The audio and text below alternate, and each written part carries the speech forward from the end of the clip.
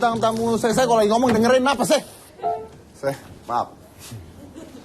Saya lagi melihat bintang tamu penonton saya ini anak sekolah semua, termasuk pemain piano saya juga anak sekolah. Ya sambil main piano, kamu ngapain kalau nggak main piano? Dengerin. Ya sambil main piano. Jadi karena ini anak sekolah saya, anak sekolah semua, kita akan bicara tentang sekolah. Ini fakta yang benar adalah bahwa sekolah itu kadang-kadang tidak menentukan masa depan Anda. Contohnya begini, Albert Einstein tahu? Nah, dia SD aja tidak lulus. SD nggak lulus. Kalau dia lulus SD, dia tidak akan menemukan teori-teori di luar logika. Lulus SD tidak, jadi Albert Einstein. Bill Gates, sekolah tidak kelar. Jadi Bill Gates, terkenal dengan Windows-nya dan sebagainya. Steve Jobs, tahu iPhone, iPod dan sebagainya, tidak lulus sekolah, jadi Steve Jobs. Tetangga gue, waktu kecil nggak lulus sekolah, sekarang gembel.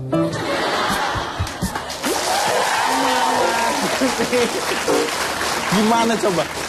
Beda mas, kalau di luar mungkin ya beda mas. Jadi lulus sekolah nggak lulus sekolah ternyata tidak menjamin masa depan gitu. Menjamin masa depan kreativitas kita dalam berusaha. Ya kan Anda lulus sekolah nggak? Lulus mas. Lulus sekolah, kenapa Anda nggak tinggi-tinggi? Oh iya mas. Nah kan tidak menjamin kan harusnya ternyata. saya nggak sekolah mas ya. Nah iya, harusnya nggak sekolah, udah nggak tinggi bodoh lagi gitu kan. Oke, tapi saya akan mengundang kalau bicara tentang sekolah ini peristiwa UN ya, ujian nasional ya, ujian nasional ini mengundang banyak sekali dilema. Kenapa? Karena banyak yang ada yang tidak lulus dan tidak lulus itu sampai ada peristiwa bunuh diri karena tidak lulus. Tidak lulus sampai bunuh diri. Bayangan, tidak lulus aja bunuh diri. Gimana cerai tuh coba tuh orang. Ngapain tuh orang coba ya? Tidak lulus bunuh diri, ya kan? Bunuh itu kan orang mungkin mas. Nggak boleh. Itu bunuh diri juga nggak boleh sebenarnya ya. Nah itu ada. Dan sebelum UN ada yang sampai ke Gua Keramat, ada yang nyuci kaki ibu dan airnya diminum, ya kan? Lulus nggak sakit ya. Pokoknya macam-macam nih untuk UN. Nah tapi kita akan mengundang ada orang juga yang menginspirasi adalah yang lulus dengan nilai tertinggi ujian nasional. Lulus dengan nilai tertinggi ujian nasional. Dan ternyata bukan masalah lulusnya, tapi ada dua orang, ternyata ada banyak cerita di balik tersebut. Dan mungkin anak ini, ada salah satu anak ini, yang mungkin walaupun lulus dengan nilai tertinggi, tapi tidak bisa melanjutkan kuliah. Kenapa? Kita akan lihat dulu, ini yang pertama.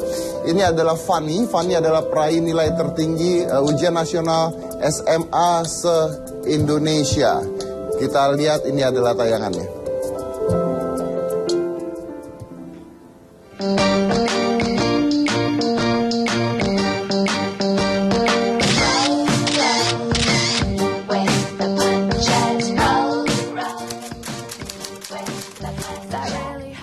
Kalau aku sih nggak nyangka. Soalnya kan persaingannya satu Indonesia, jadinya ya kemungkinan kecil lah buat dapat jadi peringkat pertama dan tertinggi se-Indonesia gitu. Menurut saya pantas banget untuk mendapatkan yang tertinggi, soalnya dia tuh belajarnya tuh benar-benar gila-gilaan sampai dini hari, terus itu dia juga nggak gampang nyerah. Fanny di kelas itu anak yang ulet dan tekun, dia selalu ingin tahu lebih dari teman-temannya. Salah satu anak kami yaitu Kadek Fanny Aprianti meraih nilai ujian nasional yang tertinggi di nasional, yaitu 59,20.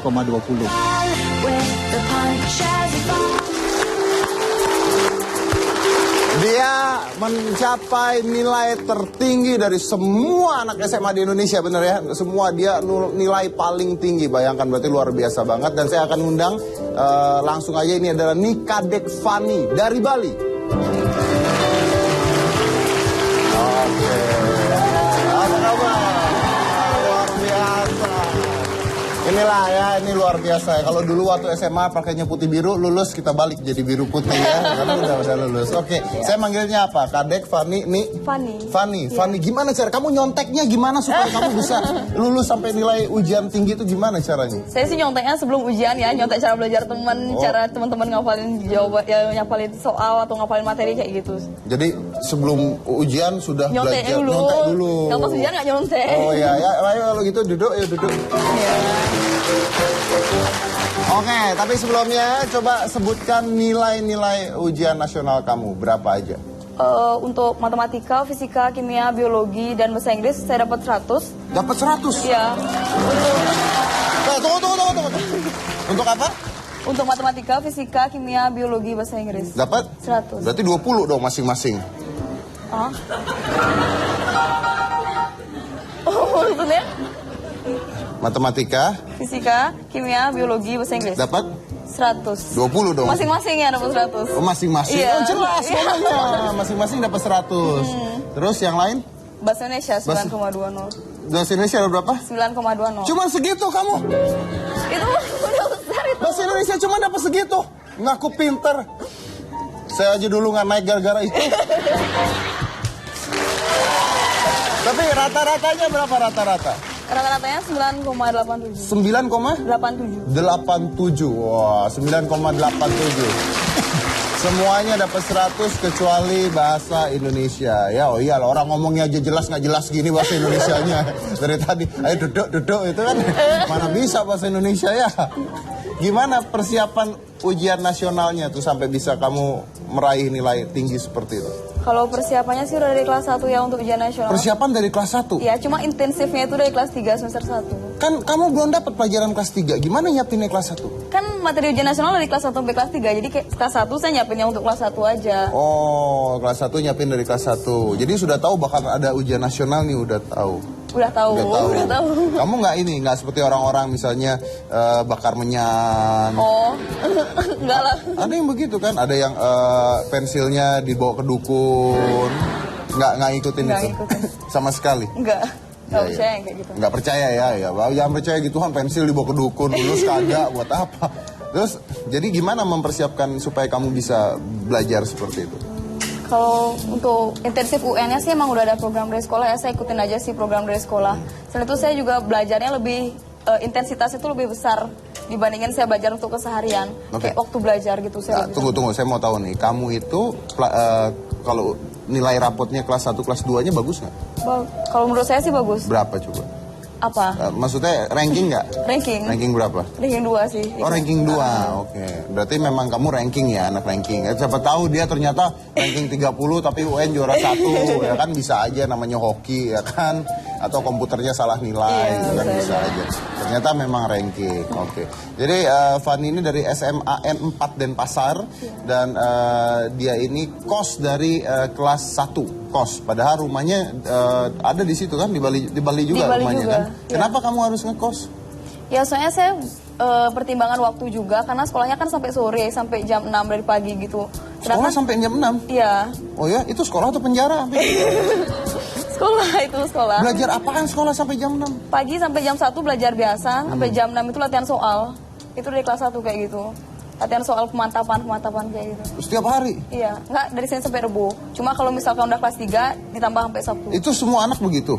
Iya, dari Senin sampai Rebo emang semua anak jam 6 sore. Semua anak sampai jam 6 sore? Saya baru tahu ada sampai jam 6 sore. Itu kamu jam 6 sore itu semua anak itu di situ dibayar apa gimana? Anaknya dibayar Enggak. Enggak dibayar kita. Kok mau? Iya, kan untuk kepentingan kita juga gitu. Sampai jam 6 sore? Iya. Wih, kamu berarti nggak gaul banget dong. Gaulnya sama teman-teman di sekolah juga. Pulang nggak capek udah? Ya makanya saya kos kan karena pertimbangan waktu juga. Kalau misalnya pulang ke rumah, saya paling sampai rumah cuma tidur, langsung tidur gitu, nggak sempat belajar. Kalau kos kan dekat, bisa belajar juga gitu. Nggak tahu, ntar kita bahas. Kalau saya sih nggak setuju ya sekolah lama-lama. Saya pribadi nggak setuju gitu. Sekolah lama-lama tuh kan akhirnya kita cuman pinter ngapal doang nanti gitu. Terus kamu di kos belajar lagi? Belajar lagi. Pagi sampai jam 6 sore belajar, di kos belajar lagi. Iya. Sedih amat hidup kamu. Iya, tapi kan dari perjuangan tuh ya adalah harga yang dibayar ke saya. Ada hasilnya. Ada hasilnya. Ya. Tapi anak-anak yang lain yang sampai jam 6 sore gimana tuh yang nggak ada yang nggak lulus juga ntar? Saya kurang tahu, mungkin dia kan intensitasnya sama, cuma kualitasnya bisa tuh berbeda gitu. Oke. Terus gimana cara belajarnya? Kalau saya sih belajar biasanya belajar kelompok sama teman-teman kayak gitu. Habis itu saya juga sering buat catatan-catatan kecil saya tempel-tempel gitu. Oh, tempel-tempel di mana? Di kamar. Oh, tempel di kamar. Makanya ngekos ya, soalnya orang tua Mesir ya. Oh, tuh, kamar jadi berantakan gitu ya. Terus katanya kamu kalau ngafalin pelajaran harus dengerin lagu boys band Korea. Iya, saya harus mendengarkan suara apapun kalau misalkan saya mau menghafal. Oh ya? Iya. Gimana cara pakai Walkman gitu? Iya, pakai headphone. Pakai headphone, iPod gitu. Iya. Lagu apa biasanya? Saya sih Biasanya lagu Korea. Lagu Korea? Iya. Siapa band Korea yang kamu suka? Saya suka Big Bang. Big Bang. Oh, bisa nyanyinya Big Bang? Enggak, karena saya memikirkan kalau lagu Korea itu kan saya nggak bisa nyanyi secara jelas dan benar gitu. Jadi kalau misalnya saya dengar, saya tidak tertarik untuk menyanyi gitu. Oh, pintar. Jadi dengerin doang buat irama doang. Ya bagus. Oke. Banyak orang yang pro dan kontra terhadap UN. Kalau saya pribadi, saya sebenarnya tidak setuju terhadap UN ya. Tapi entah bagaimana dengan Anda yang ada di rumah, atau mungkin ada cerita-cerita tentang UN, misalnya sekolah Anda pada saat itu telat UN-nya, atau hal-hal yang negatif terjadi pada Anda, kirimkan hashtag cerita UN ke @hitamputihT7 menggunakan Twitter. Kita akan bahas lagi nanti. Jangan mana-mana, tetap di Hitam Putih.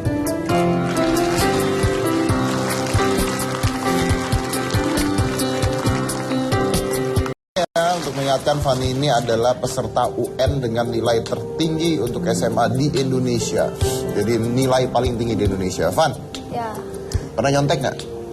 pernah. Oh, pernah nyontek ternyata. Nggak apa-apa, nyontek itu halal ya, selama nggak ketahuan. Berarti Tapi ketahuan. Oh, ketahuan. Ketahuan. Oh. Ya udah, salah dosa. Gimana ceritanya nyontek ketahuan? Iya kan waktu itu saya selalu ngincar tuh di depan guru. Kamu selalu duduk depan guru? Iya, duduk depan guru. Itu karena saya suka aja. Maksudnya saya kan bisa lebih sering ngobrol sama guru, lebih dekat sama guru. Kalau ada materi yang nggak jelas, saya lebih gampang nanya sama guru. Cuma waktu itu kebetulan saya kesel sama teman-teman saya. Kenapa sih santai banget belajarnya, nggak kayak saya gitu. Terus saya tanya-tanya, oh ternyata saya lihat-lihat sekeliling saya waktu ulangan, oh ternyata mereka kayak Nyontek. gitu. Gimana caranya nyonteknya? Ya banyak cara sih. Terus kamu gimana kamu? Saya kan kayak gini, nyoba gini, ada teman saya yang nanya, saya mau ngasih, cuma dilihatin sama guru. Jadi itu nyontek sih namanya. Ya kan saya mau ngasih jawaban ke teman saya. Teman saya yang nanya, saya mau ngasih jawaban, cuma dilihatin sama guru, jadi saya nggak jadi ngasih. Itu nyontek sih namanya. Kamu nyontek apa ngasih contekan? Oh, ya kayak gitu, saya ngasih jawaban ke teman saya, habis itu dilihatin sama guru, saya nggak jadi ngasih. Kamu kan ngiri sama temen-temen, nggak belajar, enak. Terus karena ngiri, kamu ngasih contekan ke temen kamu. Enggak, saya pengen tahu tergabung dalamnya itu seperti apa gitu. Oh, tergabung dalam sebuah kelompok contek-contek tersebut ya. Iya, saya pengen tahu. Jadinya saya tadi saya kasih jawabannya kayak gitu. Gimana saya caranya? Saya kasih aja. Saya kan nggak tahu caranya seperti apa. Kamu mah nyelakain temen kalau gitu namanya. Jadi kertasnya tuh kamu kasih ke teman Iya, kamu? pokoknya saya ngasih, cuma dilihatin sama guru jadi saya nggak kasih. Terus saya kerjain lagi gitu. Oh, terus kamu sendiri pernah nyontek nggak? Oh, nanya gitu. Pernah ngintip? Nanya jawaban itu. Nggak berani. Ngintip jawaban orang? Nggak kelihatan. Nggak kelihatan. Tulis di paha, di sini tutupin rok? Nggak sempet. Nggak sempet. Biasanya begitu, makanya rok di bawah lutut. Karena kalau dibuka sedikit banyak banget tulisan di sini tuh. Oke. Sekarang Fani sudah lulus SMA ya kan, dan katanya Fani ini dapat golden ticket yang bisa memilih PTN perguruan tinggi negeri mana saja bebas. Benar? Tahun lalu seperti itu, cuma berita resmi dari Kemendikbud belum ada kayak gitu, dari rektor-rektor universitas juga belum ada. Oh, tahun lalu seperti itu. Iya. Kalau sekarang belum. Belum.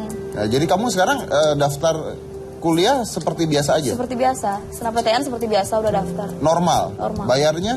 Normal? Belum mulai bayar. Belum mulai bayar, tapi maksudnya kamu nggak dikasih tahu sama pemerintah atau apa atau sekolah bahwa kamu bebas sekolah gitu, nggak dikasih tahu? Nggak dikasih. Itu ngapain tinggi-tinggi nilai UN kalau gitu? Nggak tahu juga saya kenapa. Saya kan pengen dapet yang terbaik aja, kalau masalah nanti reward atau apanya ya. Terus rewardnya apa? Dari orang-orang ada reward nggak? Atau dari... Baru dari pemerintah kota sama sekolah aja, dari Dapat komite apa, dapat sekolah. apa? Cuma beasiswa sih. Beasiswa Di sekolah, dari komite. nggak ngerti saya, beasiswa untuk perguruan tinggi mana? Untuk perguruan tinggi nanti yang mau saya ambil bukan kayak sebuah uang tunai gitu, tapi itu dibilang beasiswa nanti untuk saya lanjutin pendidikan kayak gitu. Oh, dibayarin. Oh, dibayarin untuk... Tapi nggak full, cuma beberapa juta aja gitu. Oh, nggak full? Nggak full, tapi kalau full itu kan, kalau tahun lalu itu dibayar dari pemerintah pusat. Kalau sekarang nggak full? Kalau sekarang, yang dari sekolah nggak full, cuma dari pemerintah pusat belum ada kepastian seperti apa. Oh, begitu. Kamu harapannya apa? Kepinginnya gimana? harapannya sih dibiayain sampai lulus S1. Ya S1 lah minimal. Harapannya dibiayain sampai lulus S1. Ya mudah-mudahan ya didengar oleh pemerintah kita. Ini anak udah setengah mati belajar sampai 3 tahun ya, pulang jam 6 sore dari sekolah sampai kos-kosan belajar lagi ya kan, masa nggak dibiayain, sedih amat hidupnya kalau nggak dibiayain ya kan, biar ada rewardnya gitu loh ya kan. Terus kalau kamu orang tua kerjanya apa? Orang tua keduanya kerja di hotel. Keduanya kerja di hotel. Oke, ngapain kerjanya? Bapak di bar, waiter sama Waiter? ibu di housekeeping. Oh, di housekeeping. Oke. Orang tua ada di sini, nggak salah. Ada. Oh, itu orang tuanya. Oke, Pak. Iya. Sip. Weh, sip. Weh, sip. Sip. Sip. Bapak kenapa Pak begini-gini dulu Pak dari tadi? Saya jadi ratah Pak. Bapak begini saya ikut-ikutan gitu loh Pak. Oke. Bapak siapa namanya Pak? Pak wartawan. Pak wartawan. Bapak Ketut wartawan. Bapak Ketut wartawan. Martawan. Martawan. Ya, Martawan. Martawan. Jadi panggilannya Pak Pak Ketut. Pak Ketut. Ya. Oke. Pak Ketut dan Ibu Ketut berarti ya? Ya. Ibu Ketut. Ya. Bapak Made. Ibu Made. Pak dia apa? Made, ibu saya Made. Bapakmu ngomong apa tuh? Agak kurang ngerti. Oke. Anda tahu nggak cita-cita Fani apa? Tahu Pak. Apa itu? Cita-cita Fani sih melanjutkan ke sekolah perguruan tinggi. Bukan. Maksud saya nanti kalau udah lulus semua pengen jadi apa gitu. Ayo. Ya. Kalau udah lulus. Ayo. Dia ingin jadi seorang otoritas. Ingin jadi apa? Ayo. Ingin jadi apa? Otoritas. Hah? Jadi dokter Pak. Oh jadi dokter. Ya. Dokter. Ya. Benar Van? Benar. Oh jadi dokter, benar. Ya. Dokter apa? Rencananya sih kalau nanti ada dana mau jadi spesialis jantung. Mau jadi spesialis jantung. Kenapa mau jadi spesialis jantung? Iya, soalnya saya ingin jadi dokter yang pelajarannya tuh yang spesifik gitu. Kalau jantung tuh kan spesifik. Selain itu saya juga ingin jadi spesialis jantung tuh karena sempat nonton drama yang berhubungan dengan dokter spesialis jantung. Wah, Keren aja gitu. biasa. Dokter spesialis jantung. Oke. Anu dulu sebelum main piano cita-cita jadi dokter spesialis kandung kemih. Terus nggak lulus tapi akhirnya nggak jadi. Nggak ada setelah jurusannya. Gimana Pak, Ibu, gimana perasaan Anda nih anaknya tiba-tiba dikenal semua orang di Indonesia sebagai orang yang lulus UN nomor 1. Gimana Bu? Saya senang banget Pak Deddy melihat anak saya punya prestasi sampai mencapai nilai tertinggi ujian UN-nya itu. Anda nyangka nggak bakal seperti ini? Kayaknya pasti dia satu saat akan mendapatkan nilai tertinggi karena prestasinya dia dari SD sampai SMP itu terus naik terus. Oh gitu. Sampai ke SMA ya. Oke. Fani ini anaknya seperti apa sih Bu? Gimana anaknya itu adik saya orangnya low profile itu Pak Deddy. Pendiam, jarang mau bicara. Ini cerewet Bu barusan Bu? Ya kalau pas penting itu cerewet dia. Oh iya. Kalau kesehariannya sering dia di kamar, sering belajarnya tuh kebanyakan belajar. Jarang kalau ngobrol yang bukan tuh jarang dia. Oke, Ya. Terima kasih Bu, pasti bangga ya. Ya bangga banget Pak. Oke Fani, tapi saya mau tanya satu hal Fani. Iya.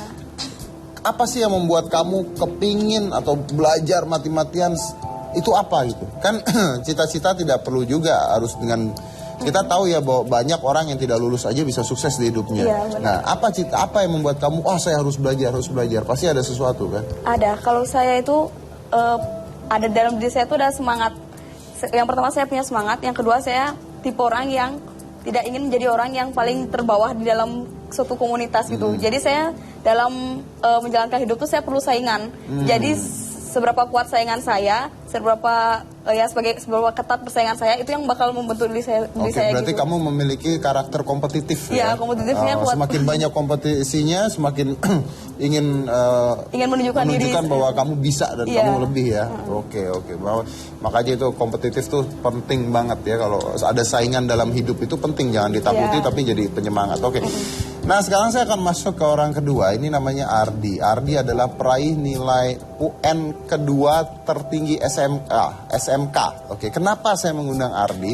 Karena Ardi ini ingin kuliah, tapi tidak punya biaya. Kita lihat ini adalah keseharian Ardi.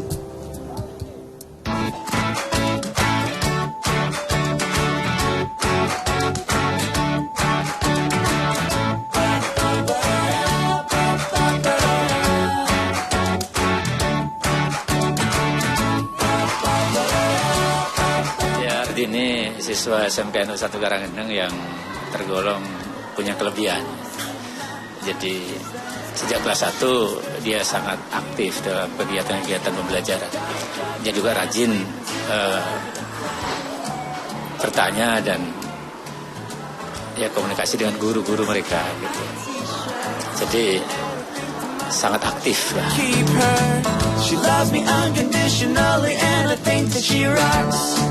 Oh, right now everything is perfect.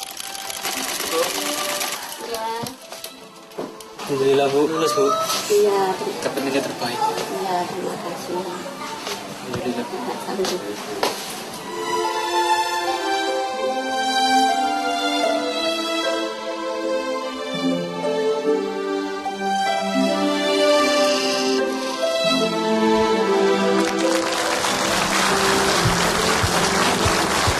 Oke, langsung aja kita akan undang, ini adalah Ardi Pranata.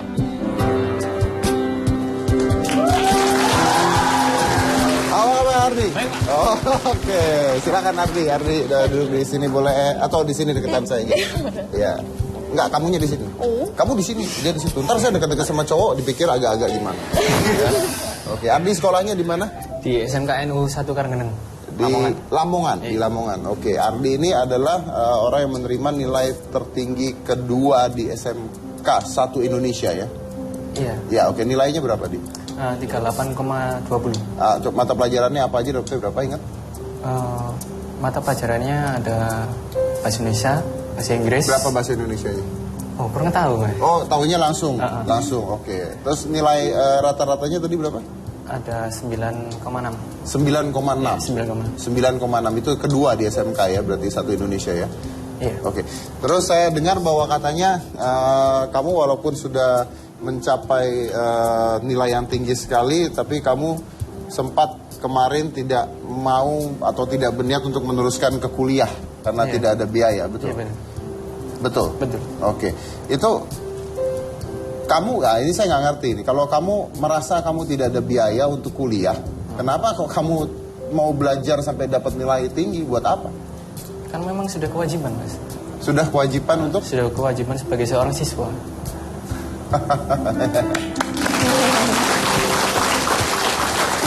Sudah kewajiban untuk mendapatkan nilai tinggi ya. Oke, jadi nggak punya kepinginan apa-apa tuh, memang pingin belajar aja berarti. Ya sebenarnya sih pengen membahagiain orang tua juga. Pingin bahagiakan orang tua. Dan mungkin salah satu cara membahagiakan orang tua adalah dengan menunjukkan bahwa nilai kamu baik. Wah, luar biasa. Ya ternyata di usia berapapun Anda, apapun pekerjaan Anda, apapun status Anda, ada cara-cara untuk membahagiakan orang tua. Itu salah satunya adalah dengan menunjukkan nilai yang tinggi, karena kan orang tua pasti membiayai sekolah dan sebagainya ya. Ini menarik sekali cerita tentang Ardi. Saya akan membahas Ardi setelah yang satu ini. Jangan lupa berikan hashtag cerita UN ke @hitamputih-T7. Kita lanjut lagi nanti, jangan kemana-mana, tetap di Hitam Putih.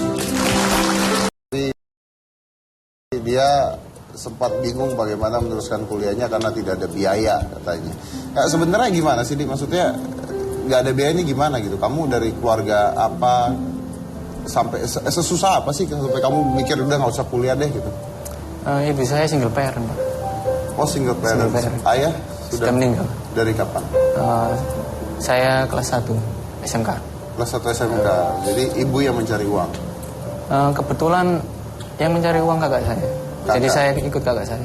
Ikut kakak kamu ngapain? Jahit juga. Oh, jahit juga. Oke. Terus emang itu tidak cukup untuk biaya kuliah? Ya jelas nggak cukup lah. Berapa memang yang kamu dapat sebulan untuk itu? Ya kadang dapat 500 ribu biasanya. Nah, untuk kuliah kamu rencananya harus berapa dikumpulkan? Gimana, Pak? Emang rencananya kalau kuliah berapa sih harus? Ya biasanya sih lebih dari itu. Kamu nggak ini dengan nilai seperti itu kamu rela gitu kalau nggak kuliah aja nggak apa-apa gitu? Ya sebenarnya sih nggak rela. Kan potensi kan, dengan potensi ini ya semoga saya dapat melanjutkan kuliah saya. Berarti kamu jadi kepala rumah tangga dong akhirnya? Iya. Dan kakak juga gitu untuk biaya gitu. Emang total penghasilan itu sekeluarga berapa akhirnya biasanya? Kurang tahu kalau itu. Tapi kakak saya yang pertama sudah berkeluarga. Sudah berkeluarga. Terus biasa yang bayar sekolah biasanya siapa? Kakak saya yang kedua. Kakak yang kedua. Ditopang yang satu. Gimana? Ditopang yang ke satu. Ditopang. Jadi ditambah-tambahin. Ditambah-tambahin yang pertama. Oke. Nah, pernah mengalami kesulitan biaya buat sekolah nggak? Alhamdulillah nggak pernah. Nggak pernah. Tapi untuk kuliah? Lancar. Ya kalau untuk kuliah ya jelas pasti ada kekurangan lah. Nah waktu itu nggak niat untuk usaha sama sekali atau memang udah dihitung-hitung dan nggak cukup? Ya dari awal sih memang saya niatnya untuk kerja karena sekolah SMK kan. SMK kan. Oh niatnya SMK itu supaya bisa langsung kerja. Bisa langsung kerja. Supaya bisa membantu orang tua. Orang tua. Oke. Kenapa kok kamu cita-citanya bantu orang tua ya? Ya saya mau balas budi lah. Kenapa? Balas budi. Emang ibu kenapa? Kan ibu single parent Pak. Nanti kalau misalnya kakak saya yang kedua nikah, terus siapa yang mau biayain? Jelas saya kan. Ya mungkin memang sih kakak-kakak mungkin ya ngasih berapa gitu. Tapi ya nggak mungkin lah kalau sampai banyak gitu. Ya gitu. Di sini ada ibu dari Ardi di penonton. Apa kabar ibu? Baik. Baik. Ini saya lihat Ardi dari tadi kayaknya manis sekali nih anak. Baik sekali. Gimana bu? Alhamdulillah Pak.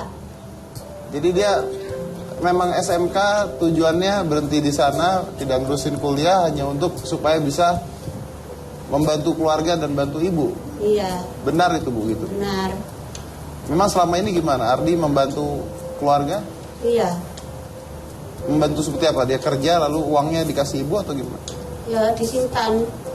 Kenapa bu? Disimpan sendiri. Disimpan terus? Ya buat beli apa itu? Kebutuhan. Kebutuhan sendiri. Jadi dia biayain hidup dia sendiri gitu? Iya. Oke.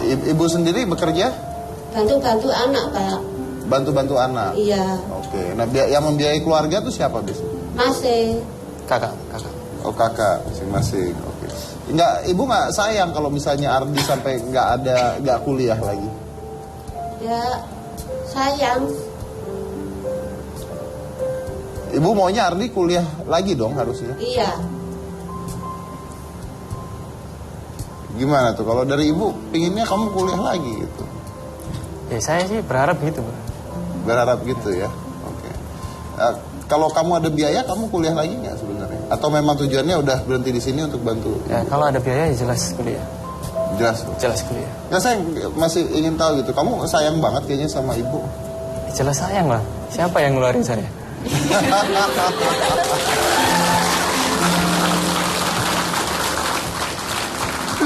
Oke, apalagi ayah udah tidak ada ya. Jadi tanggung jawab kamu juga ya berarti ya. Oke. Kenapa memang ibu perjuangannya apa buat kamu? Perjuangannya ya tentu saya mulai dari kecil siapa yang ngerawat saya ya jelas perjuangan lah Pak.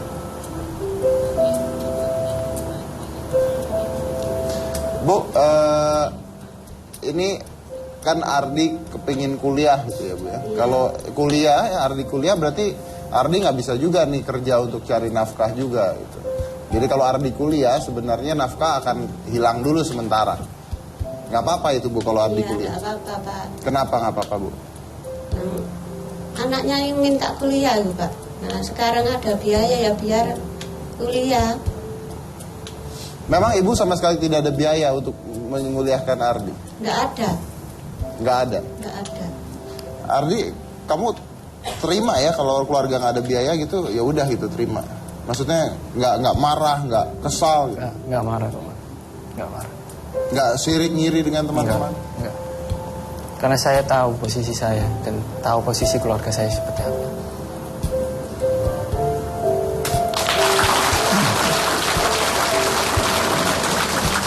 Tapi harapan tetap ada dong untuk kuliah dong. Kalau kamu bisa kuliah nih, kalau kamu bisa kuliah, kamu mau kuliah apa?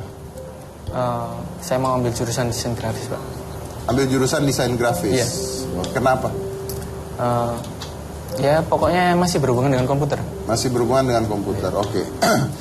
Tapi yang menarik adalah bahwa saat ini bersyukurnya bahwa Ardi ditawari banyak sekali beasiswa, ya betul ya? Ditawari banyak sekali beasiswa, itu oleh pemerintah atau swasta? Dari universitas. Berarti bukan dari pemerintah? Ada dari pemerintah. Maksudnya dari pemerintah langsung ke Ardi atau dari universitas yang cari? Dari universitas ke sekolah langsung. Jadi universitas datang ke sekolah untuk menawari. Dan dia ditawari banyak sekali beasiswa bukan setelah nilainya tertinggi, tapi setelah pengeksposan dari media bahwa ada seorang anak yang memiliki nilai tertinggi dan tidak bisa kuliah karena tidak ada biaya. Setelah Ardi diekspos oleh media, maka ada orang-orang yang menawarkan Ardi untuk beasiswa. Nah, saya akan mengundang ini wakil dari Komisi 10 DPR tentang pendidikan. Langsung saja, ini adalah Miing Bagito.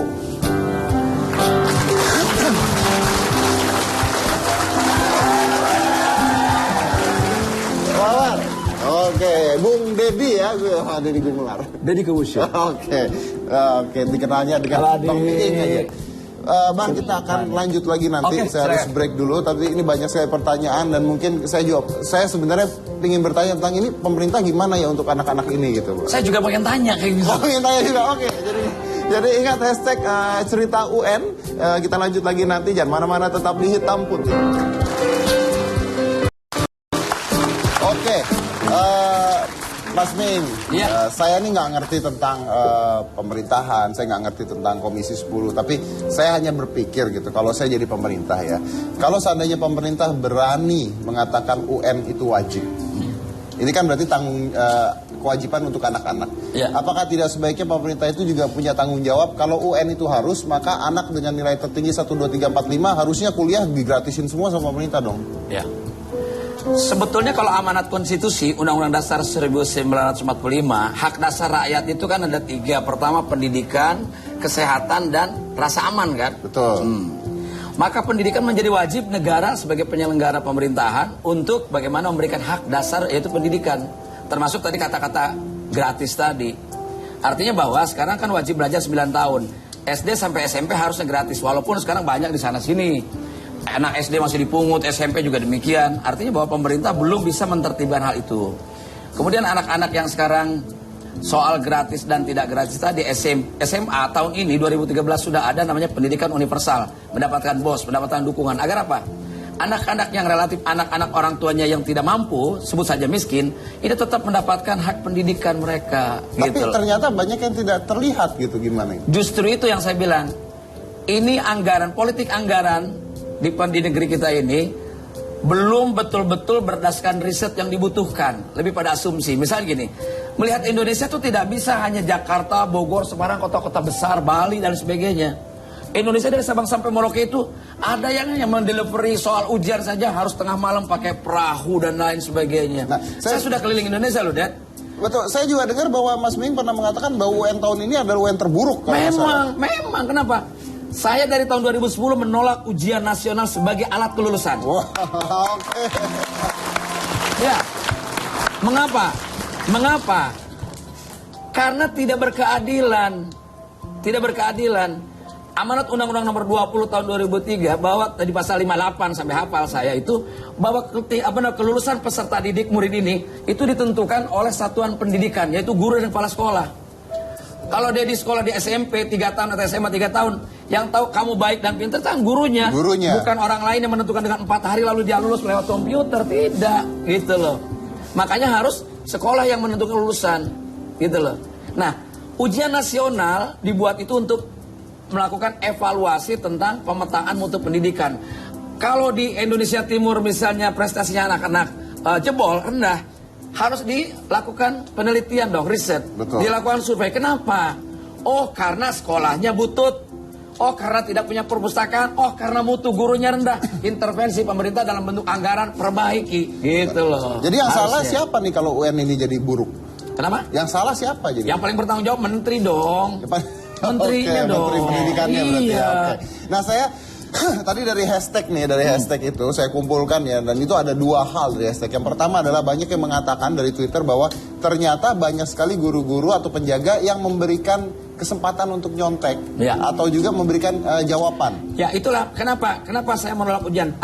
Sebab gini, pemerintah belum bisa membuat standar nasional dari Sabang sampai Merauke semuanya sama. Sekarang begini, kita jadikan favorit lah, misalnya SMA 6 Jakarta, mungkin SMA Bali, kemudian Denpasar maksud saya, kemudian SMA 3, SMA 8. Apakah semuanya sama? Dari 8 standar itu dengan SMA Sorong, Indonesia Timur, Kupang, Kalimantan, atau mungkin Banten, pojok sana gitu ya. Tapi ujiannya sama loh, Dad. Nah, betul. Ada 8 standar yang harus dipenuhi.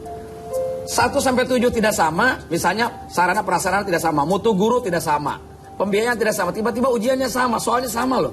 Dari Sabang sampai Merauke dengan 20 varian itu sama. Padahal ada sekolah-sekolah yang mereka mau sekolahnya jalan dulu 20 km. Betul. Kalau anak Jakarta mungkin dijemput supirnya, makan roti di mobilnya. Orang sana, orang Banten saya, di daerah saya, ada 4 km jalan kaki. Oke, Mas Ming, sorry, saya kemarin mengundang guru honorer dan ada guru honorer yang hanya menerima gaji 30.000 satu bulan. Bisa jadi, bisa terjadi. Bisa terjadi. Bisa terjadi. Nah, ini kan berarti kan pemetaannya sendiri masih tidak jelas. Nah, itu. Ya. Artinya data pokok pendidikannya belum betul-betul valid. Oke, kalau sekarang saya balik ke Mas Ming, Anda sebagai orang yang ada di Komisi 10. Ya. Lalu, maaf nih Mas Ming, lalu kerja Anda apa? Kenapa masih begini Mas Ming? Kita ini adalah fungsinya legislasi membuat aturan undang-undang, lalu politik anggaran. Kita tuh sudah berteriak, Dad, bahwa tolong diintervensi daerah-daerah yang mutu pendidikannya rendah, terutama gurunya diperbaiki. Mutu gurunya, rekrutmennya dan sebagainya. Gajinya juga ya? Gajinya, iya semuanya, kesejahteraannya. Kesejahteraan guru itu bukan hanya ekonomi loh, bukan hanya tunjangannya besar loh. Mereka juga berikan pelatihan agar sejahtera psikologisnya, memberikan pendidikan. Bagaimana muridnya mau cerdas kalau gurunya sendiri rendah? Oke, Anda bayangkan loh, pemegang sertifikat guru, sertifikasi dari 800.000 guru ketika UKG hanya 30% yang lulus, yang memadai, yang memungkinkan untuk sertifikat. Sisanya tidak. Anda mengatakan Anda sudah teriak dan suka ke siapa? Yang pada pemerintah dong. Pada pemerintah. Mitra kita itu Kementerian Pendidikan dan Kebudayaan. Penanggung jawabnya menteri. Kita sudah sampaikan semuanya. Oke, ada kasus-kasus lagi anak yang pintar sebenarnya tapi tidak lulus UN lalu bunuh diri. Ya, banyak. Kenapa kita menolak UN? Karena dampaknya dari UN itu. Anak-anak itu bukan tidak mau UN, karena memang standarnya tidak sama. Contoh Avani sama Adi ini. Ini anak-anak murid, tadi saya dengarkan prestasinya. Saya orang yang menyaksikan hasil UN 99% dengan murni. Bahwa anak itu 8-nya bener angkanya, tapi proses untuk jadi 8 ini harus bertanyakan. Sebab apa? Tidak sama. Ini untung orang tuanya concern, mungkin gurunya bagus, anaknya disiplin, lalu minat. Ini kan kasuistik. Nah, orang yang bagus kayak begini karena orang tidak percaya UN, dia juga jadi korban. Harusnya negara mengambil langkah, mengambil alih bahwa anak ini bebas sampai perguruan tinggi, bahkan mau jadi dokter pun harusnya dijamin oleh negara orang-orang pintar ini. Gitu. Gitu deh. Karena saya melihat ya, kemarin saya banyak mengundang anak-anak inspiratif gitu ya, yang nilainya ranking 1 ya, tapi mereka mau sekolah aja biaya nggak ada loh Mas. Ini kan bibit-bibit untuk pengganti. Itulah Dad, mengapa anak-anak kita yang jago-jago olimpiade, sains, kemudian ahli-ahli riset, ketika dia muncul, jangan kira loh diambil oleh Singapura, diambil oleh negara lain, dan mereka lebih betah di negara lain karena di sini menjadi useless. Sangat, anak Indonesia itu cerdas betul. Sekarang Indonesia diintip loh oleh Turki, oleh Singapura, oleh Malaysia. Indonesia cerdas-cerdas, tapi kalau tidak dihargai ngapain dia ada di Indonesia? Bukan hanya nanti? dihargai, Dad, diakomodir, diambil. Bahwa anak ini harus diambil oleh negara. Makanya di Undang-Undang Nomor 20 itu ada sekolah unggulan. Sekolah unggulan itu adalah anak-anak yang punya kompetensi akademik, itu ngumpul di sana, dibiayai oleh APBN dan gratis. Dari awal sampai akhir harusnya. Harusnya seperti itu. Nah ini nih misalnya Ardi nih, dia mau komplain kemana nih sekarang nih? Tidak usah komplain, mumpung ada saya sekarang. Ardi, kamu mau kemana? Ke sekitar Surabaya. sekitar Surabaya, masuk perguruan tinggi sana, dia berhak mendapatkan beasiswa unggulan. Ada aturannya itu. Ada. Saya sebagai wakil rakyat meminta, pertama, karena pendidikan otonomi, maka memohon pada Gubernur Jawa Timur untuk mengambil langkah, mengambil anak ini, diselamatkan, lalu dididik dengan gratis. Nah, ini juga ya, ini dia terkenal karena media, tapi ada lulusan yang tingkat pertamanya SMK juga ada ya. Itu gimana tuh? Itu kembar, Pak. Hah? Kembar. Kembar ya? Kemarin kamu? Nah, maksudnya nilainya kembar. Oh, nilai kembar. Oh, nilainya kembar. Nah, ini yang lulus pertama juga nggak ada di media nih. Itu juga harusnya pemerintah juga harus ini. Jadi banyak anak-anak yang memang tidak terangkat ke publik, yang cerdas-cerdas gitu ya. Untuk kayak Fani ini di Bali, lalu dia mendapatkan nilai tertinggi seluruh Indonesia ya kamu ya. Bayangkan loh, seluruh Indonesia. Harusnya tiap sekolah minimal 10 anak cerdas itu unggulan ada. Harusnya setiap sekolah. Oke. Nah, ini yang mengambil keputusan ini MPR atau Presiden sebenarnya? Yang mana? Ya, keputusan peraturan-peraturan UN dan sebagainya. Ending-endingnya ke siapa? Oh, ke menteri dong. Ke menteri ya? Menteri itu kan ya atas nama presiden tentu. Karena membidangi pendidikan, leading sektornya adalah kementerian, yang tanggung jawab adalah menteri. Oke, berarti gitu. Anda sebagai anggota dari Komisi 10 berani mengatakan dan menyetujui bahwa konsep pendidikan di Indonesia belum baik? Belum baik? Belum. Oke. Bukan sekarang, saya dari dulu mengatakan belum sistem baik, kita harus ditinjau. Sebab apa? Harusnya anak-anak yang cerdas itu bukan anak yang matematikanya 9 saja. Yang olahraganya 9, dia anak cerdas. Betul. Okay. Artinya itu multiple intelligences. Jadi bukan pintar hafal ya? Hargai semuanya potensi anak. Bukan hanya pintar hafal. Iya. Oke. Luar biasa. Kita akan lanjut lagi nanti, jangan mana-mana, tetap di Hitam Putih. Ini saya hanya bisa membacakan sedikit ya, bukan untuk dibahas tapi untuk didengarkan saja. Ini dari Dina Hairani. Aku dapat nilai terbaik di SMK 22 9,4 tapi tidak lolos SNPTN. Padahal prestasiku sudah sampai tingkat internasional. Nah, yang kedua lucu nih ya, dari Ed Mozail, cerita UN, pengawasnya waktu itu dikasih makanan. Terus langsung aja diam di tempat tanpa banyak cakap, sisanya dibungkus. Jadi bisa nyontek kayaknya ya. Oke. Nah ini juga saya mau cerita, ini adalah hasil tesis dari Teguh Iman Perdana tentang Mas Miing ya. Ini penelitiannya tentang kinerja politik saya di parlemen, di DPR dan di Dapil. Saya kira buku ini bisa menjadi jawaban. Oke, tapi kan kalau Anda mengatakan begitu berarti artis yang sekarang nyalek-nyalek pada benar semua, belum tentu nih Mas. Oh, ini tidak mengcover yang lain, itu hanya untuk saya saja. Oh gitu maksudnya. Oke. Jadi tidak mewakilkan yang lain dong. Tidak mewakili yang lain. Tidak mewakilkan yang Karena lain. memang penelitiannya tentang saya selama saya jadi anggota DPR di parlemen, kinerja saya dan di Dapil, di daerah pemilihan. Oke, nah tapi gini, saya agak melenceng sedikit nih. Banyak sekali artis-artis yang nyalek yang menurut saya mungkin, nggak tahu ya, ini pendapat pribadi, jadi mohon maaf kalau salah. Menurut saya mungkin agak tidak tepat gitu Mas Ming. Itu gimana tuh Mas Ming? Ya, kalau lihat aturannya bahwa sesuai dengan undang-undang semua warga negara memiliki hak yang sama untuk dipilih dan memilih. Cuma kalau mau ke parlemen ini kerja beneran, serius betul. Karena menyangkut nasib rakyat, kebijakan yang dibuat itu menyangkut nasib rakyat. Maka sebaiknya tidak main-main. Kalau kapasitasnya harus mengukur diri lah, persiapkan dirinya dengan baik, motivasinya, orientasinya. Ketika dia sudah jadi di DPR, artisnya tinggalkan dan dia fokus di sana. Baru dia akan, itu pun belum tentu bisa mengcover seluruhnya. Apalagi kalau masih masih nyambil nge-MC, nyambil sinetron, udah mendingan jangan lah. Mendingan jangan gitu ya. Kasihan yang memilihnya.